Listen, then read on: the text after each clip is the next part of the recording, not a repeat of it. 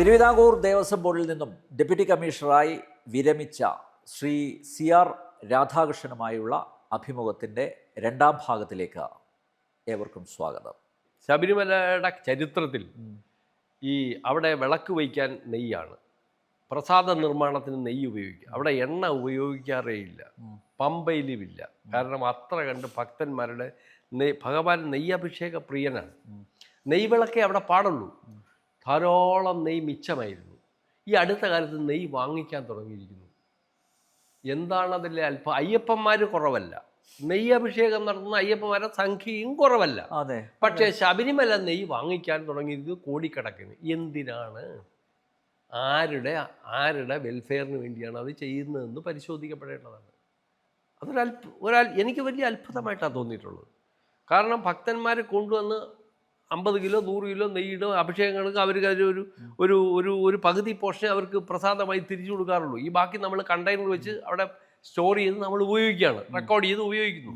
പക്ഷേ ഈ പണ്ട് ആരും നെയ്യ് അങ്ങനെ എടുത്തുകൊണ്ട് പോകാറില്ല. ഇപ്പം എന്താണ് സംഭവിക്കുന്നതെന്ന് അറിയില്ല, അവിടെ നെയ്യ് ഷോർട്ടേജാണ്.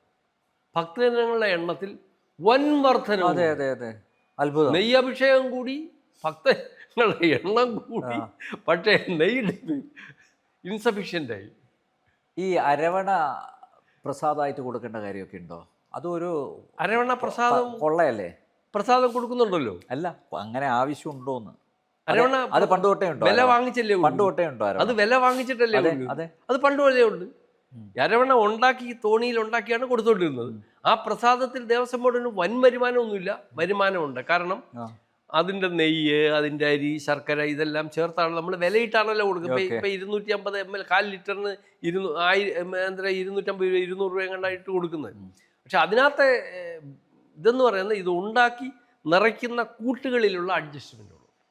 അത് 963 എന്ന് പറയുമ്പോൾ 1000 1200 അടിക്കും. അതിനകത്തും പ്രശ്നങ്ങളുണ്ട്. അല്ല, ഇപ്പം ഈയിടെയാണല്ലോ പിന്നെ അതിലെന്തോ ഒരു പ്രശ്നമൊക്കെ ഉണ്ടായതിനു ശേഷം അരവണ നശിപ്പിക്കണം. അത് കാരണം അത് ഏലക്ക ഉപയോഗിച്ചതിൽ കീടനാശിനിയുടെ അംശം അങ്ങനെ തളിച്ചതാണോ? അത് കാരണം അത് നമ്മൾ ചെയ്യുന്നല്ല, ഏലക്ക നമ്മൾ പർച്ചേസ് ചെയ്യുന്നു. ഏലക്ക പർച്ചേസ് നല്ല കമ്പനി അല്ലെങ്കിൽ ഏല കൃഷിക്കാർ വൻതോതിൽ കീടനാശിനികൾ ഉപയോഗിക്കുന്നു. ഹിൽബാൻ എന്നൊക്കെ പറയുന്ന വലിയ കീടനാശിനികളാണ്. എൻ്റെ ചോദ്യം, ഇതൊന്നും മനസ്സിലാക്കാതെയാണോ ഏകദേശം 5.5 കോടിയുടെ അരവണ നിർമ്മിച്ചത്? അത് കാരണം അത് പമ്പയിൽ ലാബുണ്ട്, അവിടെ പരിശോധിക്കും. പത്തനംതിട്ട ലാബുണ്ട്, അവിടെ പരിശോധിക്കും. പിന്നെ ആ ലാബിലൊന്നും അതെങ്ങനെയാണ് ഇത് വന്നതെന്ന് എനിക്കറിയില്ല. പിന്നീട് ഇപ്പൊ പരിശോധിച്ചോ പറയുന്നു അത് എഡിബിൾ ആണെന്ന്. അത് എഡിബിൾ ആയിരുന്നു, പക്ഷെ മാറ്റി വെച്ചു. നശിപ്പിച്ച ശേഷം അത് നശിപ്പിച്ചതിനകത്തും വലിയ കൊള്ളയുണ്ട്. 2.5 കോടിയാണ് കൊടുത്തത്. അത് നമ്മുടെ ദേവസ്വം മന്ത്രി ഒരു പാവം വാസവന്റെ ഏറ്റുമാനൂരിലുള്ള ഒരാൾക്ക്. അത് ഏതോ ഒരു പാവം ഭക്തന് മീൻ വളർത്താനായിട്ട് ഇരിക്കാനൊരു 65 ലക്ഷം രൂപ തരാം പറഞ്ഞു. നീ തരണ്ട, ഞാൻ 2.5 കോടി തരുന്നതേ കൊടുക്കത്തുള്ളൂ, 2.5 കോടി കൊടുത്താലേ ഞാൻ ഈ പണി ചെയ്യത്തുള്ളൂ എന്ന് നിശ്ചയിച്ചാൽ നമുക്ക് എന്ത് ചെയ്യാൻ പറ്റും? ഈ 65 ലക്ഷക്കാരനെ വേണ്ട, നീ എടുക്കണ്ട, ഞാൻ കുറച്ചുകൂടെ നല്ല ഒരാൾക്കേ കൊടുക്കുള്ളൂ, അതായിരിക്കും. എന്നിട്ട് പാലായിലോ മറ്റോ ഒരു റബ്ബർ തോട്ടത്തിൽ കൊണ്ടുപോയി കുഴിച്ചു കൂടി. അതിന് 2.5 കോടിയുടെ ആവശ്യമുണ്ട് സാർ. അതില്ല, ഈ കണ്ടെയ്നർ തന്നെ അത് വില കിട്ടുന്നതാണല്ലോ. അല്ല, അദ്ദേഹം പറഞ്ഞത് ഈ അരവണ മത്സ്യങ്ങൾക്ക് കൊടുക്കാം. കൊടുത്തിട്ട് രണ്ടാമത്തേത് ഈ ടിന്നുണ്ടല്ലോ, അത് ഈ രാസപ്രക്രിയക്കൊക്കെ ശേഷം അത് വളമാക്കി മാറ്റാം. അദ്ദേഹത്തിന് ലാഭമാണ്. അതൊക്കെ ഉണ്ടാവും. കാരണം അത് ഇതൊക്കെ ഒരു ചെറിയ പ്രശ്നങ്ങളാണ്. അപ്പം ഞാൻ ഒരു കാര്യം ചോദിച്ചോട്ടെ, ഇത് എല്ലാവരും അറിഞ്ഞുകൊണ്ടുള്ള കൊള്ളയല്ലേ അവിടെ നടക്കുന്നത്? അല്ല, ഒരു കാര്യം ഞാനിപ്പോ അനിൽ നമ്പ്യാരോട് പറയാം. ഇത് ഈ ദേവസ്വം ബോർഡിൽ 1500ഓളം എഞ്ചിനീയർ സ്റ്റാഫും ദേവസ്വം സ്റ്റാഫും ഓഫീസേഴ്സ്, 1000ഓളം ഓഫീസേഴ്സ് സ്റ്റാഫും 5000ഓളം ക്ഷേത്ര ജീവനക്കാരുണ്ട്, ഒരു 350ഓളം എഞ്ചിനീയറിംഗ് സ്റ്റാഫുണ്ട്. ഇതൊക്കെ നല്ല മിടുക്കന്മാരും സത്യസന്ധന്മാരും ഒക്കെ ഉണ്ട്. ഒന്നുകിൽ അവനെ അന്യരോഗികളാക്കി കൊല്ലും, അല്ലെ അവൻ സർവീസിൽ നിന്ന് വെളിയിലേക്ക് പോകും, അല്ലെ അവന് സസ്പെൻഡ് ചെയ്ത് അവനെ ഡീമോറലൈസ് ചെയ്ത് വിടും. ഇവർക്കെതിരായിട്ട് എന്തെങ്കിലും ചെയ്യുകയോ പ്രവർത്തിക്കുകയോ ചെയ്താൽ ഉറപ്പാ അതിൻ്റെ വലിയൊരു ഇരയാണ് ഞാനൊരു 3 സസ്പെൻഷൻ നേരിട്ടിട്ടുള്ള ആളാണ്. എന്തിനായിരുന്നു സസ്പെൻഷൻ? അത് ക്രിമിനൽ കേസ്, മറ്റേ കേസ്, മറിച്ച കേസ്. ഒരു ക്ഷേത്രമരം മുറിച്ചുകൊണ്ട് പോയി. ഏതോ ഒരു അമ്പലത്തിലെ, എൻ്റെ ഭരണത്തിൽ ഏതോ ഒരു അമ്പലത്തിൽ ഈ മരാമത്തുകാരെ കോൺട്രാക്ട്, ഈ പുത്തൻചന്തയിലെ ബാങ്ക് കെട്ടിടത്തിൻ്റെ മെയിൻ്റനൻസിന് കോൺട്രാക്ട് എടുത്തു. അപ്പോൾ അയാൾ അതിൻ്റെ പുറയുന്ന ഒരു 3-4 ചെറിയ ഈ മഞ്ഞുണാത്തി, മഞ്ഞക്കടമ്പോ അങ്ങനെ ഏതോ കമ്പ് വെട്ടിയെടുത്തു. അത് കെട്ടി കോണി കിട്ടി അയാൾ കയറായി. ആ മരം മുറിച്ചുകൊണ്ട് പോയി. 15 സെൻറ്റിമീറ്റർ ചുറ്റളവുള്ള മരം. FIR വന്നപ്പോൾ എന്ത്, ക്ഷേത്രമരം മുറിച്ചുകൊണ്ട് പോയി. ജാമ്യമില്ലാത്ത വകുപ്പ്. എന്തിനാ? വേറെ പണി വേറെയാ. മനസ്സിലായി. പണി വേറെ. ഇവന്മാര് ചെയ്ത ഏതോ ഒരു കുഴപ്പം പത്രത്തിൽ വന്നു. അത് ഞാനാന്ന് പറഞ്ഞു. ഇതൊക്കെയാണ് അതിന്റെ പിന്നെ തിരിച്ചൊരു പണി തന്നു. ഈ അരവണ തന്നെ, പണ്ട് അരവണ പഞ്ചമി പാക്കിലോട്ട് വലിയ വലിയ വാർത്തയായതാണ്. എനിക്കറിയാം. 3 രൂപ 20 പൈസയ്ക്ക് നമ്മൾ കണ്ടെയ്നർ വാങ്ങിച്ച് അരവണ ഉണ്ടാക്കി മാനുവലായിട്ട് പ്രോസസ് ചെയ്തുകൊണ്ടിരുന്നത് 10 രൂപ 50 പൈസ ലേബർ ചാർജ് കൊടുത്ത് അരവണ ഇറക്കി. ആ കമ്പനി എന്ന് പറഞ്ഞാൽ അത് 65 ലക്ഷം രൂപ അന്ന് വിലയുള്ളൂ. ജെല്ലി ബില്ലി ഞങ്ങൾ പിന്നീട് കണ്ടുപിടിച്ചു. 2008-9 ഈ ഫാക്ടറി എവിടെയാണെന്ന് കണ്ടുപിടിച്ചു. അത് ഇറ്റലിയിലെ ജെല്ലി ബില്ലി എന്ന് പറഞ്ഞൊരു കമ്പനിയുടെ സാധനമാണ്. ആ 65 ലക്ഷം രൂപയുടെ കമ്പനി വെച്ചുകൊണ്ടാണ് ഈ 7 കൊല്ലം അവൻ ഈ സ്ഥാപനത്തെ ചൂഷണം ചെയ്തു പോയി. ആരൊക്കെ കോടികൾ ചൂഷണം ചെയ്തു പോയി. ഇത് ആരൊക്കെ ഇതിൻ്റെ ബന്ധമുണ്ട്, ആരൊക്കെ പങ്കുപിടിച്ചു എന്ന് എനിക്കറിയില്ല. പലരും പങ്കുപിടിച്ചായിട്ട് പത്രത്തിൽ വന്നു. ക്രൈം അത് സ്പെഷ്യലൈസ് ചെയ്തു. അയാൾക്കെതിരെ കുറെ കേസുകളൊക്കെ വന്നു. അതൊക്കെ പിന്നീട് തീർന്നു. ഇതെല്ലാം തമിഴ്നാട്ടിലെ പത്രങ്ങൾ. അപ്പൊ ഇതിനൊക്കെ എതിർത്താൽ അവന്മാർ ഉന്മൂല നാശ സിദ്ധാന്തം അവിടെ പ്രയോഗിക്കും. ഒറ്റയ്ക്കൊന്നും പിടിച്ചിരിക്കാൻ തട്ടിയിട്ടുണ്ടോ? അത് കാണുമായിരിക്കും. പക്ഷെ എന്തായാലും പല ഉദ്യോഗസ്ഥന്മാരെയും അപായപ്പെടുത്തിയിട്ട് പിന്നെ പലരും നമുക്കറിയാം അത്യാവശ്യം കുഞ്ഞുകുട്ടി പരാധീനങ്ങളുമായിട്ട് കൊച്ചുങ്ങളെയൊക്കെ പഠിപ്പിച്ച് എവിടെയെങ്കിലും കഴിയുമ്പോൾ ഈ പീഡനമൊന്നും അവർക്ക് താങ്ങൂല. ഒത്തിരി പേര് ആത്മഹത്യയും ചെയ്തിട്ടുണ്ട്. താങ്ങൂല. ഇപ്പം തന്നെ ഈ ഉദ്യോഗസ്ഥന്മാരെ പറയും, ഇപ്പം ഇന്നലെ FIR എടുത്തുന്നത് പല ഉദ്യോഗസ്ഥന്മാരും നിരപരാധികളാണ്. ഞാൻ ചോദിക്കുന്നത് ഈ ഉദ്യോഗസ്ഥന്മാർ കുറ്റവാളികളാണെങ്കിൽ ഈ ഉദ്യോഗസ്ഥന്മാരോട് ഇത് ചെയ്യാൻ തീരുമാനം എടുത്തു കൊടുത്തവരാരാ? ഈ ഉദ്യോഗസ്ഥൻ ചെയ്ത കുറ്റമാണെങ്കിൽ ആ കുറ്റം ആ ഉദ്യോഗസ്ഥന്റെ ചുമതല ഡെലിഗേറ്റ് ചെയ്ത് കൊടുത്താരാ? അവരല്ലേ വലിയ കുറ്റവാളി. അപ്പൊ ദേവസ്വം ബോർഡ് അറിയാതെ ഒന്നും നടക്കില്ല. എല്ലാ പോലും അനങ്ങില്ല. അനിൽ നമ്പ്യാർ ആ HRA ആക്ട് എടുത്തത് സെക്ഷൻ 3 മാത്രം ഒന്ന് വായിച്ചു നോക്കിയാൽ മതി. Sole responsibility goes to board president and members. ആ പ്രൊവിഷൻ മാത്രം ഒന്ന് വായിച്ചു നോക്കുക. പിന്നെ ഒരാളെയും തിരക്കണ്ട. അത് അത്ര ലൂപ്പ് ഹോൾ ഇല്ലാതാണ് ആ നിയമം സെറ്റ് ചെയ്ത് വെച്ചേക്കുന്നത്. പറവൂർ TK നാരായണനുള്ള കാലത്തെ മന്ത്രിസഭയാണ് അത് തയ്യാറാക്കി. പക്ഷേ അവർ 1000 കൊല്ലം വരാനുള്ള എല്ലാ പഴുതുകളും അതിനകത്ത് അടച്ചു വെച്ചിട്ടുണ്ട്. അത് മറിച്ചു പോലും നോക്കാറില്ല. ഏത് ദേവസ്വം ബോർഡ് പ്രസിഡന്റും അംഗങ്ങളായും വരുന്നവർ അത് തുറന്നു പോലും നോക്കാറില്ല. ഇനി അത് പോട്ടെ. അല്ല, ഇപ്പൊ കൈമലർത്താണല്ലോ. ഞാനൊന്നും പറഞ്ഞില്ല. അതെങ്ങനെയാ പറയുന്നത്? അവിടെ ലാപ്പീസറുണ്ട്, ഒരു 4 ലാ ഗ്രാജുവേറ്റ്സ് ലീഗൽ അസിസ്റ്റൻസുമാരുണ്ട്, എറണാകുളത്ത് 4 വക്കീലന്മാരുണ്ട്, അവിടെ ഒരു ലൈസൺ ഓഫീസറുണ്ട്.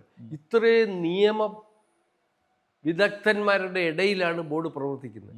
അവർക്ക് അബദ്ധം പറ്റുക എന്ന് പറഞ്ഞാൽ അതെങ്ങനെയാ പറ്റുന്നത്? അല്ല സാർ, ഈ സ്വർണം ചെമ്പ് എന്ന് എഴുതിയല്ലോ, അത് കയ്യബദ്ധം ഒന്നുമല്ല, ബോധപൂർവ്വം പർപ്പസ് ആയിരിക്കും. അപ്പൊ കാരണം ഇതിന്റെ ബോർഡ് നിങ്ങളെയൊക്കെ മീഡിയകളുടെ അതെ, നിങ്ങൾ എല്ലാ വർഷവും നിങ്ങൾ മീഡിയ പേഴ്സൺസ് അവിടെ താമസിക്കല്ലേ, പിന്നെ നിങ്ങളുടെ കവറേജ് നിങ്ങൾ എടുത്തു നോക്കൂ. അതിന്റെ തിളക്കവും ആ ഒളിയും അത് മങ്ങിയിട്ടുണ്ടോ? അല്ല, അപ്പൊ ഈ പിന്നെ കൊറോണ കാലത്ത് കുറെ ആളില്ലാതെ വന്നു. ഈ തന്ത്രി മേൽശാന്തിയൊക്കെ അതാണ് ഞാൻ വേറൊരു കാര്യം അത്ഭുതപ്പെടുന്നത്. എല്ലാ ദിവസവും അവിടെയുള്ള തന്ത്രി, നമ്മുടെ ഒരു ഉദ്യോഗസ്ഥനാണ് മേൽശാന്തി, ഞങ്ങളുടെ ശമ്പളം കൊടുക്കുന്ന ആളാണ്. അദ്ദേഹം അസിസ്റ്റന്റിന് ഡെയിലി കയറി ഇറങ്ങുക. ഇതൊന്നും അദ്ദേഹം കണ്ടില്ലേ? അല്ല, മഹസർ തയ്യാറാക്കുമ്പോൾ നോക്കുമല്ലോ. ഇതൊന്നും ചെയ്യുന്ന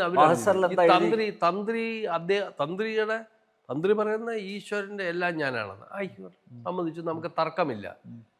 അദ്ദേഹത്തിന് നോക്കാൻ ബാധ്യതയില്ലേ? അദ്ദേഹം ഇതൊന്നും പറഞ്ഞില്ലല്ലോ. ഇതൊന്നും ചെയ്യരുത്, ഇങ്ങനെ തോന്നിയാസം ഒന്നും കാണിക്കാൻ പറ്റത്തില്ല. അല്ലെ, ഇവിടുന്ന് എടുത്തുകൊണ്ട് സാധനം 30 ദിവസമായിട്ട് എവിടെ കൊണ്ടുപോയി? അതെ, ചോദിക്കണ്ടേ? അവരല്ലേ എന്റെ കസ്റ്റോഡിയൻ. അതെ, ഏത് ശ്രീകോവിലിന്റെയും വിഗ്രഹത്തിന്റെയും ആദ്യ കസ്റ്റോഡിയൻ മേൽശാന്തിയാണ്. അവരെയാണ് ഇൻട്രസ്റ്റ് ചെയ്തിരിക്കുന്നത്. അല്ല ഈ അവതാരങ്ങള് സ്ഥിരം കയറി ഇറങ്ങി എന്ന് നടക്കുന്നതല്ലേ? കാരണം അല്ല, ആള് ഇപ്പോഴല്ല എനിക്ക് പരിചയമുള്ള ഒരു അവതാരം സുനിൽ സ്വാമിയാണ്. ഇപ്പോഴല്ല അതൊന്നുമില്ല. ഈ ഒരു ഈ ഉണ്ണികൃഷ്ണപുരിയെ കുറിച്ച് അറിയില്ലായിരുന്നു. പരമഭക്തനാണ്. ആണോ? ഇപ്പോഴൊന്നും അല്ല, സംശയമുണ്ട് സർ. എല്ലാ കാലത്തും സുനിൽ സ്വാമി നാട്യാണ്, അഭിനയാണ്. എല്ലാ കാലത്തും ഈ ശബരിമല അത് ഇവിടെ മാത്രമല്ല, എല്ലാ ആള് കൂടിയ ദേവാലയങ്ങളിലും, ഗുരുവായൂരില്ലേ, എല്ലാ ദേവാലയങ്ങളും ഇടനിലക്കാരുണ്ടാവും. ഇവിടെ കുറച്ച് കൂടുതലുണ്ട്. അല്ല സാർ, ഈ അയൽ സംസ്ഥാനങ്ങളിൽ നിന്ന് ഇപ്പൊ കൂട്ടത്തോടെ ആൾക്കാരെ കൊണ്ടുവരും, അതും കോടീശ്വരന്മാരെയൊക്കെ, ഗുരുസ്വാമിമാര്, സിനിമാ താരങ്ങളെ പല കൊണ്ടുവരും. ഗുരുസ്വാമി അല്ല, ഇതൊക്കെ ഒരു റാക്കറ്റ് തന്നെയാണ് പിന്നിൽ പ്രവർത്തിക്കുന്നത്. പല ഗുരുസ്വാമിമാര് നമ്മൾ കൊണ്ടുവരും. വലിയ ഗുരുസ്വാമിമാര് 2, 3, 4 തവണ സീസണിൽ ബാച്ചുമായിട്ട് വരും. പണ്ട് ഞങ്ങളൊക്കെ സർവ് ചെയ്യുന്ന കാലത്ത് ഇവരിൽ പലരും മലയാളികളാണ്, ഈ ഗുരുസ്വാമിമാര്. അവരെന്ന് പറഞ്ഞാൽ ഒരു 5 പാർട്ടിയൊക്കെ സീസൺ കാലത്ത്, ഒരു ഈ മണ്ഡലം അവരുള്ള വിഷു എല്ലാം കൂടെ ഏതാണ്ട് 10-70 ദിവസം ഫെസ്റ്റിവൽ കാലത്ത് അവരൊരു 5 തവണ വരും, പുതിയ പുതിയ പാർട്ടികളെ കൊണ്ട്, ഗുരുസ്വാമി. അങ്ങനെ ഒരു സംഘം. പിന്നെ ഒരു സംഘം ഇവിടെ താമസിച്ച്, ഇവിടെ മുറിയെടുത്ത് താമസിച്ച് അത് മുറി മറിച്ച് വിൽക്കുക, പിന്നെ ആളുകളെ കൊണ്ടുവന്ന് തൊഴിയിക്കുക, നാട്ടിലുള്ള വിദഗ്ധന്മാരെ കൊണ്ടുവന്ന് തൊഴിയുക, ബാങ്ക് മാനേജർ, ബാങ്കിൻ്റെ ചീഫുകളെ കൊണ്ടുവന്ന് തൊഴിയിക്കുക, എന്നിട്ട് അവർ വഴി ലോൺസ് തരപ്പെടുത്തി ആളുകൾക്ക് കൊടുക്കുക, അതിൻ്റെ ഇടനില അടിക്കുക. ഇങ്ങനെ ചെമ്മനം ചാക്കോ സാറിന്റെ മുഴുകും ശതകാര്യ വ്യഗ്രത എന്ന് തന്നെ പറയാം. ഇടയ്ക്ക് ആണ് അവരുടെ അവിടുത്തെ ജീവിതം. 1000 അത് നമ്മുടെ ജീവനക്കാരുമുണ്ട്. നമ്മുടെ ചില ജീവനക്കാരും ഇതിനകത്ത് പങ്കെടുക്കുന്നവരുണ്ട്. ഇത് പ്രത്യക്ഷത്തിൽ പരോക്ഷമായി പങ്കെടുക്കുന്നവരുണ്ട്. ഇതൊന്നും നമ്മൾ പാത്തു വെച്ചിട്ടൊരു കാര്യം. ഇതൊക്കെ കൃത്യമായിട്ട് കിമ്പളം കിട്ടുന്നുണ്ട്. അതൊക്കെ യാഥാർത്ഥ്യമാണ് സാർ. ഈ 2019 ഇപ്പം മോഷണം നടന്നു പറയുന്നത്. അല്ല, അതിന് മുമ്പ് ഇത് നടന്നിട്ടുണ്ടാവുമോ? അതിനു മുമ്പ് അങ്ങനെ, കാരണം അവിടെ അല്ല, ഇതൊന്നും ആലോചിച്ച് നോക്കൂ. ഇവിടുന്ന് സ്വർണ്ണപ്പാളി, ദ്വാരപാലക ശില്പങ്ങൾ പറഞ്ഞ, ഇപ്പം ആരോ എൻ്റെ അടുത്ത് പറഞ്ഞു, അത് CCTV ആണ് ഈ ദ്വാരപാലകന്മാർ എന്ന് പറഞ്ഞാൽ. അതിൻ്റെ പാളി ഇളക്കി കൊണ്ടുപോകുന്നു. പിന്നെ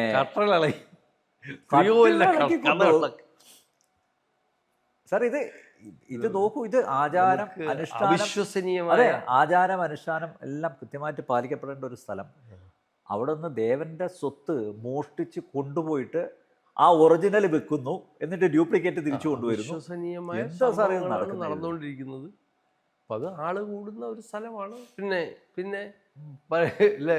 പഴയ വിജിലൻസ് ഓഫീസർ പോലെ പണം കായ്ക്കുന്ന മരം കുലിക്കാം, വീഴും, എടുക്കാം, വേറെ ബുദ്ധിമുട്ടൊന്നുമില്ലല്ലോ. ഇതൊരു പണം കായ്ക്കുന്ന മരമാണ്, കുലിക്കാൻ മതി, എടുത്തു പോകാം. അല്ല, ഈ പിന്നെ വിറ്റു എന്ന് പറയുന്നുണ്ടല്ലോ, അത് വിദേശത്തേക്ക് കൊണ്ടുപോയി. വിദേശത്തായോ സ്വദേശത്തോ എന്തെങ്കിലും ചിലപ്പോൾ ഔട്ട് റേറ്റ് കൊടുക്കും, കോടിക്കണക്കിന് രൂപ. നമ്മൾ ആ ചാൻസസ് നമ്മൾ റൂൾ ഔട്ട് ചെയ്യണ്ട. ഈ ഇവിടുന്ന് എടുത്തുകൊണ്ട് പോയ സാധനം മാറ്റിയിട്ട് വേറെ ചെമ്പുപാളി റീകോൺസ്റ്റിറ്റ്യൂട്ട് ചെയ്ത് വെച്ചുകൂടാന്നില്ല, ഇത് ഔട്ട് റേറ്റ് വിറ്റുകൂടാന്നില്ല. അതൊക്കെ സംഭവിക്കാം. അപ്പം ബഹുമാനപ്പെട്ട കോടതി പറഞ്ഞ അന്വേഷണം നടക്കുന്നുണ്ടല്ലോ. അന്വേഷണം നടത്തുമ്പം അതിൽ വരും. എന്തായാലും ഈ സത്യത്തിന് ഒരുപാട് കാലം മറഞ്ഞിരിക്കാൻ പറ്റത്തില്ല. എന്നാലും സത്യം പുറത്തു. ഇപ്പം ഏതാണ്ട് എനിക്ക് തോന്നുന്നു ഇതൊരു നല്ല ലക്ഷണമാണ്. തിരുവിതാംകൂർ ദേവസ്വം ബോർഡിന് കഴിഞ്ഞ 75 വർഷം, ഇപ്പം 75ാമത്തെ പ്ലാറ്റിനം നടത്തിക്കൊണ്ടിരിക്കുന്ന ആഘോഷവേളയിലെങ്കിലും കഴിഞ്ഞ കാലത്ത് ഈ സ്ഥാപനത്തിൽ ഈ ദേവധനത്തിൽ ഭൂമിയായിട്ടോ സമ്പത്തായിട്ടോ ഒക്കെ നഷ്ടപ്പെട്ടത് തിരിച്ചു പിടിക്കാനുള്ള ഒരു ഉപാധിയായി സംഭവിച്ചെങ്കിൽ ഇത് നല്ല കാര്യമാണ്. കേരളത്തിലെ ഹിന്ദുക്കളെ സംബന്ധിച്ച് ആശ്വാസകരമായ ഒരു കാര്യമാണെന്നാണ് എൻ്റെ അഭിപ്രായം. അല്ല, ആഗോള പമ്പ സംഗമം, ആഗോള അയ്യപ്പ സംഗമം പമ്പയിൽ വെച്ച് നടത്തിയല്ലോ. അതോടുകൂടി തസ്കരന്മാർ ഓരോന്നായിട്ട് പുറത്തു വരികയാണ് അല്ലേ? ആയിരിക്കാം, നല്ല കാര്യം.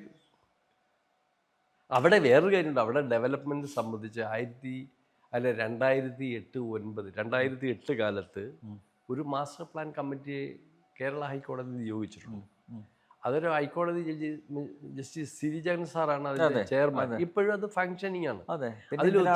അതിലൊത്തിരി ഡിപ്പാർട്ട്മെന്റ് മേധാവികളുണ്ട്, ടെക്നീഷ്യൻസ് ഉണ്ട്, എഞ്ചിനീയറിംഗ് ടെക്നോളജിക്കാരുണ്ട്, അവിടെ ബയോടെക്നോളജി പഠിച്ചവർ, വലിയൊരു നല്ല ആളുകൾ, കുറേ ആളുകൾ അത് ആ കമ്മിറ്റിയിലുണ്ട്. അവരുടെ പരിശോധനയും നിയന്ത്രണവും ഒക്കെ അവിടെ ഉണ്ടെന്നാണ് ഞാൻ മനസ്സിലാക്കുന്നത്. നിർമ്മാണ പ്രവർത്തനങ്ങളിലൊക്കെ എപ്പോഴും നടന്നുകൊണ്ടിരിക്കുകയാണ്. പിന്നെ ശബരിമലയെ സംബന്ധിച്ചുള്ളത് എൻ്റെ അഭിപ്രായത്തിൽ പറയുകയാണെങ്കിൽ ശബരിമല ഇപ്പം ആ 64 ഏക്കർ സ്ഥലത്തിൽ, അവിടെ 64 ഏക്കറാണ് ദേവസ്വം ബോർഡ് പട്ടയുള്ളത്. ഒരുപക്ഷെ അതിനു മുമ്പ് ഈ 18 ഹിൽസും പന്തള രാജാവിൻ്റെ പ്രോപ്പർട്ടി ആയിരുന്നു. അതാണ് നമുക്ക് ട്രാൻസ്ഫർ ചെയ്തത്. തിരുവിതാംകൂർ കൊടുത്തും തിരുവിതാംകൂർ നമുക്ക് ആ 18 ഹിൽസും നമ്മുടെ ഈ ഈ ടൈഗർ റിസർവായിട്ട് ഗവൺമെൻറ് ഡിക്ലെയർ ചെയ്യുന്നതിന് മുമ്പ് ആ ലാൻഡെല്ലാം ദേവസ്വം ബോർഡിൻ്റെ ആയിരുന്നു. ദേവസ്വം ബോർഡിനോട് ഒരു വാക്ക് പറഞ്ഞിട്ടല്ല ഈ ഡിക്ലറേഷൻ വന്നത്. ഡിക്ലറേഷൻ വന്നതോടുകൂടി നമ്മൾക്ക് ലാൻഡും അതിലെ നമ്മുടെ റൈറ്റും നഷ്ടപ്പെടുകയാണ് ചെയ്തത്. വാസ്തവത്തിൽ അത് തന്നെ ഈ ധർമ്മസ്ഥാപനത്തെ അപകടപ്പെടുത്താൻ ചെയ്ത ഒരു കാര്യം അന്ന് നമുക്ക് പരിഗണിക്കേണ്ടി വരും. കാരണം ഇത് ടൈഗർ റിസർവായിട്ട് ശബരിമലയുടെ കീഴെ കൊണ്ട് ഡിക്ലെയർ ചെയ്ത് എന്തിനാ? വേറെ മലയില്ലായിട്ടാണോ? വേറെ കേരളത്തിൽ പിന്നെ വനപ്രദേശം ഇല്ലാത്തിട്ടാണോ? അല്ല. അപ്പം നമ്മൾ ചുരുങ്ങി 18 മലയിൽ നിന്ന് 64 സെൻറ്റായി. ഈ 64 സെൻറ്റിലെങ്കിലും ഈ നിർമ്മാണ പ്രവർത്തനങ്ങളൊക്കെ പൊളിച്ചു കളഞ്ഞ് ശബരിമല സന്നിധാനവും നെയ്യഭിഷേകവും ദർശനവും വഴിപാടും ഡ്യൂട്ടി ജീവനക്കാരുടെ അത്യാവശ്യ താമസ സൗകര്യവും മാത്രമായി പരിമിതപ്പെടുത്തുകയും ആ മരക്കൂട്ടത്തിന് പുറത്തേക്ക് താമസവും സൗകര്യവും അവിടുന്ന് ട്രക്കിങ്ങായി വന്നാൽ ഒരു കിലോമീറ്റർ ഉണ്ടാവും. വെള്ളം പോലും അവിടെ മറ്റേ പേപ്പർ റോസ്റ്റ് കിട്ടരുത്, ഇത് ഫോം ബെഡ് കിട്ടരുത്, ചൂടുവെള്ളവും കിട്ടരുത്. അതൊക്കെ ഇവിടെ കിട്ടാവും. അവിടെ പോവുക, ദർശനം ശാന്തമായി. ഇപ്പം തിരുവിതാംകൂർ മഹാരാജാവ് മാർത്താണ്ഡവർമ്മ അദ്ദേഹത്തിൻ്റെ കാലത്ത് അവിടുത്തെ ശബരിമലയിൽ ഒരു പടം എടുത്തിട്ടുണ്ട്. അത് ആരുടെയൊക്കെ കയ്യിലിരിപ്പുള്ളൂ. അതൊന്നും എടുത്ത് നോക്കിയാൽ നമുക്ക് അന്നേരം തൊഴാൻ തോന്നും. അത്ര പരിപാവന ശുദ്ധി അല്ലേ. കുറച്ച് നല്ല പൂവുള്ള മരങ്ങൾ, ഇങ്ങനെ നിരന്ന് തട്ടായി കിടക്കുന്ന ഭൂമി. നമ്മൾ അന്നേരം നമ്മൾ തന്നെ അത് കാണുമ്പോൾ നിർവൃതിയാവും. അങ്ങനെ ആയിരുന്നെങ്കിൽ എത്ര മഹത്താവുമായിരുന്നു ശബരിമല. ഇത് കുളിപ്പിച്ച് കുഞ്ഞില്ലാതെ. അല്ല, എനിക്ക് തോന്നുന്നത് ഇത് ഇനിയിപ്പോൾ 364 ദിവസവും നട തുറന്ന് വെക്കുക, എന്നിട്ട് പമ്പയിൽ എനിക്ക് തോന്നുന്നു പബ്ബടക്കം തുടക്കം. ഇനി വിമാനത്താവളം വരികയാണല്ലോ, അപ്പോൾ വിദേശത്തു നിന്നൊക്കെ ആൾക്കാർ നമ്പിയാരെ വേറൊരു കാര്യം, അവർക്ക് പബ്ബ് വേണം, ബാറ് വേണം. ഞാനൊരു കാര്യം ചോദിക്കുന്നു, പമ്പ് എന്ന് ഈ 4 സ്റ്റേജ് വെച്ച് എന്തിനാണ് കുടിവെള്ളം ശബരിമലയ്ക്ക് പമ്പ് ചെയ്യുന്നത്? അവിടെ കുന്നാർ ഡാം എന്ന് പറയുന്ന ഒരു ഡാമുണ്ട്. അവിടെ സീസൺ കാലത്ത് നമുക്ക് വെള്ളം പര്യാപ്തമല്ല, തികയത്തില്ല.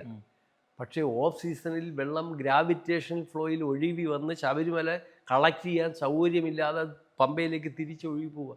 ഇത് ഓഫ് സീസണിൽ ശേഖരിച്ച് സൂക്ഷിച്ചാൽ ശബരിമല കുടിക്കാൻ ആവശ്യത്തിന് വെള്ളമുണ്ട്.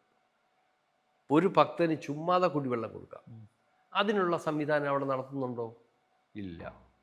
3-4 സ്റ്റേജ് വെച്ച് പമ്പയിലെ മലിനജലം പമ്പ് ചെയ്ത് മേപ്പോട്ട് കൊണ്ടുപോകും.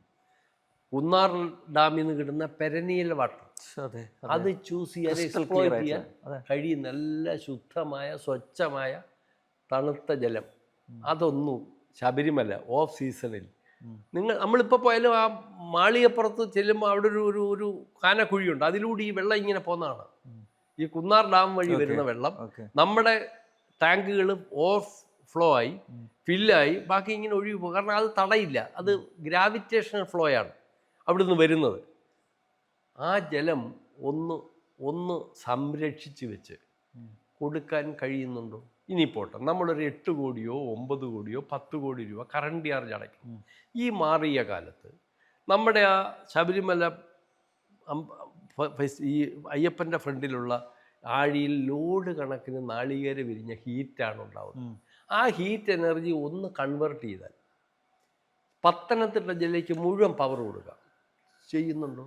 ഇല്ല. അപ്പോൾ അതൊന്നും അല്ല താല്പര്യങ്ങൾ. നിലയ്ക്കൽ നമുക്ക് 250 ഏക്കർ സ്ഥലമുണ്ട്. അവിടെ ഒരു നല്ല ടൗൺഷിപ്പ് ഉണ്ടാക്കി ഭക്തജനങ്ങളെ അവിടെ പാക്ക് ചെയ്ത് അവിടുന്ന് പൊതുഗതാഗത സംവിധാനം ഈ ഹെവി വെഹിക്കിള് നിലയ്ക്ക് നിന്ന് 17 കിലോമീറ്റർ ഉണ്ട് പമ്പ. അവിടേക്ക് ഹെവി വെഹിക്കിള് പോകുന്നതാണ് സീസൺ കാലത്ത് ഈ ശബരിമലയ്ക്കുണ്ടാകുന്ന ഹർഡിൽസ് മുഴുവൻ. അതൊന്ന് ബ്ലോക്ക് ചെയ്ത് ശബരിമല വരെ KSRTC ഉൾപ്പെടെ ചെയ്തിട്ട് അവിടുന്ന് ഒരു 10 സീറ്ററോ കൊച്ചു സീറ്ററുള്ള വണ്ടി, ഇപ്പോൾ അശോക് ലൈലാൻഡിനോടോ മാരുതിയോടോ പറഞ്ഞാൽ അവർ 2000 വണ്ടി പിന്നെ 10 രൂപയ്ക്ക് ഭക്തജനങ്ങളെ നിലയ്ക്ക് നിന്ന് പമ്പയിലാക്കാം, 10 രൂപയ്ക്ക് തിരിച്ചു വാങ്ങാം. ആ വണ്ടിയെല്ലാം സീസൺ കഴിഞ്ഞ് അവർ തന്നെ കൊണ്ടുപോകും. കൊടുത്താൽ പോരെ. ഇത് ചെയ്യാൻ എത്ര വഴികളുണ്ടല്ലേ കാരണം അവിടെ 2 ട്രാൻസ്പോർട്ട് പോകുമ്പോൾ ബുദ്ധിമുട്ടാണ്. അതിൻ്റെ ഇടയ്ക്കൂടെ ഇത് പോവും, ഈ സാധനങ്ങൾ പോവും. അതൊക്കെ പിന്നെ നമ്മുടെ റോപ്പ് വേയിലാക്കണം. നിലയ്ക്ക് നിന്ന് നേരെ താഴെ കൂടെ റോപ്പ് വേ പറ്റും. പമ്പയിലേക്കും പമ്പയിൽ നിന്ന് മേലിലേക്കും. അതിവിടെ മെറ്റീരിയൽസ് മുഴുവൻ ആ വഴി പോകും. ഇങ്ങനെയുള്ള ദീർഘവീക്ഷണമുള്ള പ്ലാനിങ് അല്ലേ? പദ്ധതികളോട് പ്ലാനിങ്. ഒരാൾക്കും താല്പര്യമില്ല. അതൊന്നും നമ്മൾ ആരോടും പറഞ്ഞിട്ട് കാര്യമില്ല. അപ്പം ഇവർ തന്നെ ഈ 2008 നിയമിച്ച ഈ ഇൻഫ്രാസ്ട്രക്ചർ കമ്മിറ്റി അല്ലെങ്കിൽ ഡെവലപ്മെൻറ്റ് കമ്മിറ്റി തന്നെ അന്ന് കോടതിയുടെ ജഡ്ജ്മെൻറ്റിൽ ഓരോ 5 ഇയേഴ്സും ചെയ്യാനുള്ള പ്ലാൻ ഉണ്ടായിരുന്നു. ഒന്നും കൃത്യമായിട്ട് തീർത്തിട്ടില്ല. ഒന്നും ആ കാലത്ത് സമയബന്ധിതമായി ഇത് പൂർത്തിയാക്കിയിട്ടില്ല. അപ്പം ഇങ്ങനെ കുറേ ആളുകൾ കൂടുന്നു. പിന്നെ ഇനി ശബരിമലയെ സംബന്ധിച്ചിടത്തോളം ഇപ്പോഴത്തെ ശബരിമല ആൾ വരുന്നു ഒക്കെ ശരി. പക്ഷേ ശബരിമല ഈ നമ്മളെ ഉദ്ദേശിച്ച പോലെ ശബരിമല പിൽഗ്രിമേജിൽ പോകുന്ന ആളുകളുടെ ഏജ് ഗ്രൂപ്പ് ഒന്ന് പഠിച്ചിട്ടേ ഇനി ശബരിമല വൻ പദ്ധതി നടപ്പാക്കാവുന്നതിന് ഒരു അഭിപ്രായം എനിക്കുണ്ട്. കാരണം ആ ഏജ് ഗ്രൂപ്പുകാർ അവിടെ ഉള്ളൂ. അപ്പോൾ അത് നമ്മൾ ഇപ്പോഴുള്ളതിൻ്റെ 15 ഇരട്ടി ഡെവലപ്മെൻറ്റ് ഉണ്ടാക്കി അത് നമുക്കൊരു ഭാരമാവും. മറിച്ച് ആവശ്യാനുസരണമുള്ള ഡെവലപ്മെൻറ്റ് ഉണ്ടാക്കുക, ബുദ്ധിമുട്ട് കുറച്ച് പോകാത്ത. കാരണം ഈ പിൽഗ്രിമേജിലുള്ള ആളുകൾ എന്താ കാലത്ത് ഇങ്ങനെ വരണമെന്നില്ല. അതൊരു പ്രത്യേക ഏജ് ഗ്രൂപ്പ് വരാതെ. അപ്പോൾ അത് അങ്ങനെ ചെയ്യുക. അല്ലെങ്കിൽ അത് നമ്മൾ പ്രിസർവ് ചെയ്യുന്ന ചുമതല നമുക്ക് കൂടുതലാവും. അപ്പം അതൊക്കെ നോക്കി വേണം ചെയ്യാനെന്നുള്ള അഭിപ്രായം. ഈ ദേവൻ്റെ സ്വത്തുവകളൊക്കെ അടിച്ച് മാറ്റുന്നവരുടെ അവസാനം, അതായത് ജീവിതാന്ത്യം, അത് ദയനീയമാകും എന്നൊക്കെ കേട്ടിട്ടുണ്ട്. അതൊന്നും പറയാൻ പറ്റത്തില്ല. കാരണം ഇത് പറഞ്ഞാൽ അല്ല, ഈ മോഷ്ടിച്ചോണ്ട് പോയവരുടെയൊക്കെ അവസ്ഥ സമ്മതിച്ചു. നമ്മളത് പറഞ്ഞാൽ ഒരുപാട് യാഥാർത്ഥ്യങ്ങൾ നമ്മുടെ മുന്നിലുണ്ട്. ഇപ്പം ഇരിക്കുന്ന ബോർഡ് പ്രസിഡന്റുമാർക്ക് മെമ്പർമാർക്ക് അതൊന്നും ഇഷ്ടപ്പെടത്തില്ല. പക്ഷേ ഞാൻ 78 കയറിയ ഈ 2010 വരെ ഇപ്പോഴും ഉള്ള അനുഭവം, ഈ വലിയ പ്രഗത്ഭന്മാരായ ആൾ, വലിയ പ്രഗത്ഭന്മാർ ദേവസ്വം ബോർഡിൽ പ്രസിഡൻ്റായിട്ടും മെമ്പറായിട്ടും വന്നിട്ടുണ്ട്. ടെന്യൂർ കഴിഞ്ഞ് പോയിട്ടുണ്ട്. പണ്ട് 4 വർഷമായിരുന്നു, പിന്നെ 2 വർഷമായി. പലരുടെയും അവസാനത്തെ ഉദ്യോഗമായിട്ടാണ് അത് അവസാനിച്ചിട്ടുള്ളത്. അതൊരു പഠനം നടത്തേണ്ട ഒരു വിഷയമാണ്. അതെ അതെ. പിന്നെ അത് മാത്രമല്ല, ഈ ദേവസ്വത്തിൽ ഇരുന്ന ഉദ്യോഗസ്ഥന്മാരുടെ അതും പഠിക്കട്ടെ, ആസ്തി ഒന്ന് പരിശോധിക്കണം. അതും പഠിക്കണം, തീർച്ചയായിട്ടും പഠിക്കണം. തീർച്ചയായിട്ടും അതും പഠിക്കുക മാത്രമല്ല, അവിടുത്തെ മേൽശാന്തി, അവര് കഴിഞ്ഞ ഒരു 30 വർഷത്തെ മേൽശാന്തിമാരായിരുന്നവരെ ഒന്ന് പേഴ്സണൽ സ്റ്റഡി നടത്തുക. അവരുടെ അവസ്ഥ ആരോടും പറയാൻ പറ്റത്തില്ല. ആരോടും പറയാൻ പറ്റത്തില്ല. വലിയ ദയനീയമാണ്.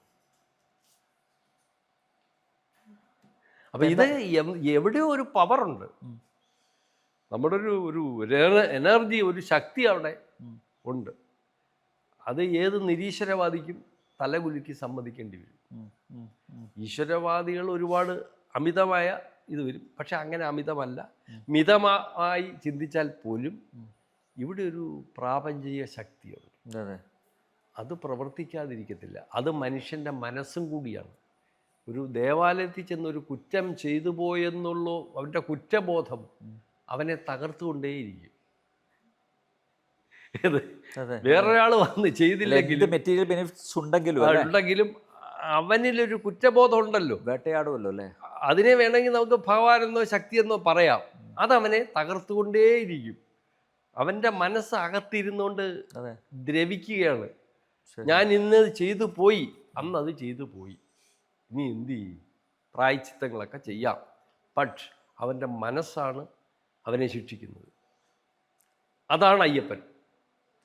അതുകൊണ്ടാണല്ലോ കൃത്യസമയത്ത് അയ്യപ്പൻ ഇടപെട്ടത്. അതെ അതെ അതെ, ഒറ്റ കാര്യം. അപ്പോൾ ഈ അമ്പലം വിഴുങ്ങികൾ അകത്താകും മിക്കവാറും. കാരണം അത് പ്രകൃതി ആവശ്യപ്പെടുകയല്ലേ, കാലവും ഒക്കെ അത് ആവശ്യപ്പെടുകയല്ലേ. കാരണം എല്ലാ കാലത്തും എല്ലാവരെയും പറ്റിക്കാൻ പറ്റത്തില്ലല്ലോ.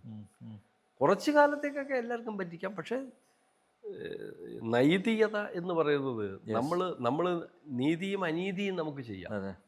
പക്ഷേ ആ അനീതിയുടെ പ്രതിഫലം അതും ഉണ്ടാവും, ഒരു തർക്കവുമില്ല. അപ്പോൾ അതിൽ നിന്ന് രക്ഷപ്പെട്ടെന്നും ഒന്നും ആശ്വസിക്കൊന്നും വേണ്ട. അയ്യപ്പൻ വന്ന് നിങ്ങളെ ശിക്ഷിച്ചില്ലെങ്കിലും നിങ്ങളുടെ മനസ്സിലുള്ള കുറ്റബോധം നിങ്ങളെ വെറുതെ വിടില്ല. അവിടെ അവിടെ ഒരു നീതിക്ക് നിരക്കാത്ത പ്രവൃത്തികൾ ചെയ്തവൻ്റെ മനസ്സിലൊരു മാനസിക ബോധമുണ്ട്. അത് അവനെ വേട്ടയാടിക്കൊണ്ടേയിരിക്കും. അവൻ്റെ അന്ത്യം വരെ അതുണ്ടാവുകയും ചെയ്യും. അതാണ് യെസ്, അവൻ അനുഭവിക്കുന്ന ദുരന്തം. കർമ്മഫലം. കാരണം ആ കുറ്റബോധമില്ലാതെ ജീവിക്കാൻ കഴിയുക എന്ന് പറഞ്ഞാൽ അതാണ് വലിയൊരു ജീവിതം. അതെ അതെ, അതുള്ളവൻ അതിങ്ങനെ ആക്രമിച്ചുകൊണ്ടേ ഇരിക്കും. അതിനെ നമുക്ക് അയ്യപ്പൻ്റെ കോപം എന്നൊക്കെ നമുക്ക് പറയാം. വളരെയധികം നന്ദി.